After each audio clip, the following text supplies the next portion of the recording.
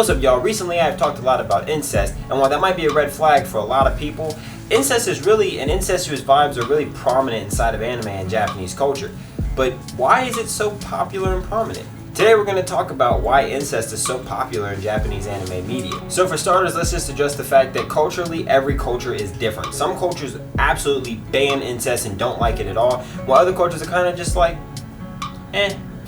But we're talking about Japanese culture, and more specifically Japanese anime culture. And Japanese anime culture actually reflects a lot of what the Japanese culture is, what it looks like now and what it looked like before. So why incest? And it's actually pretty simple. Simply put, historically, incest has never really been a problem for Japan. I mean, back in the good old days of feudal era Japan, there was a thing that they like to call of keeping the bloodlines pure. And as well as most of you guys can guess, keeping the bloodlines pure just basically means keeping the bloodline the same. So incest.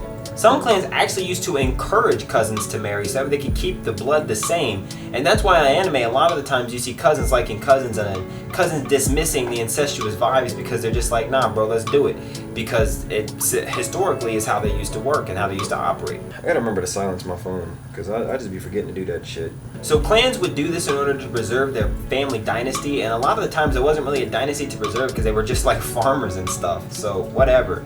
And that's not the only kind of incestuous relationship that is very popular in Japan. Sometimes a widowed father would just go ahead and remarry his daughter because, I mean, she sort of looks like the mom, so why not?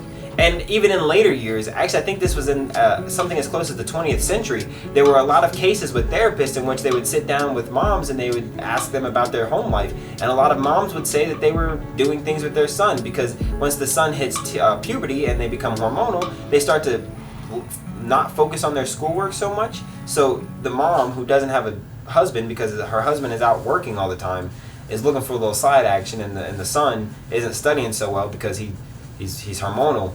So they just, and then they're like, yeah, we do that to keep him focused.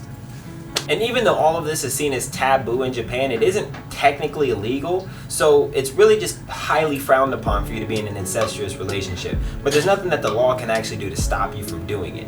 And when I say that it's frowned upon, it's more like people say, come on now, you know how that makes us look. Like they don't actually frown upon the incestuous relationship. They frown upon the fact that it's historically part of their history that you're doing it, and now you're doing it still.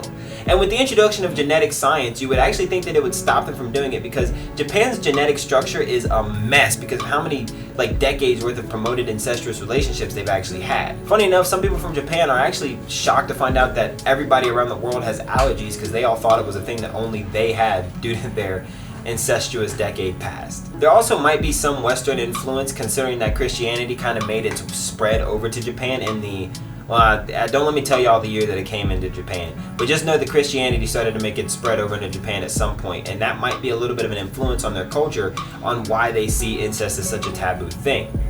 But they don't see it as taboo enough not to talk about it. But putting it in anime makes it almost like forbidden fruit sort of to think of, whereas like it's in anime, so we know that we shouldn't be talking about it, but it's not technically illegal here, and it's kind of like a thing that everybody wishes was okay.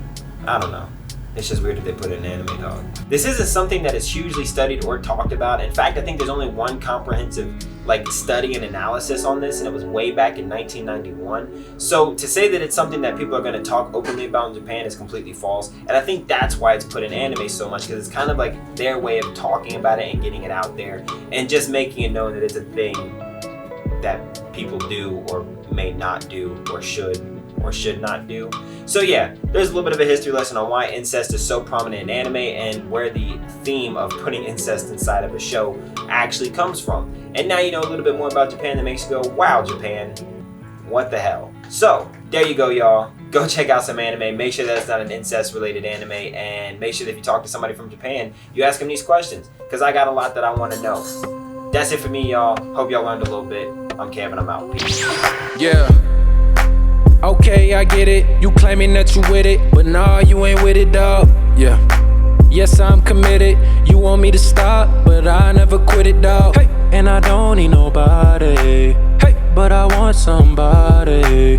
They all hate 'cause I'm all in. And that's why I'm about whatever, man. Spending money like it's gonna last forever, man. We living life we finna live forever, man. Live forever.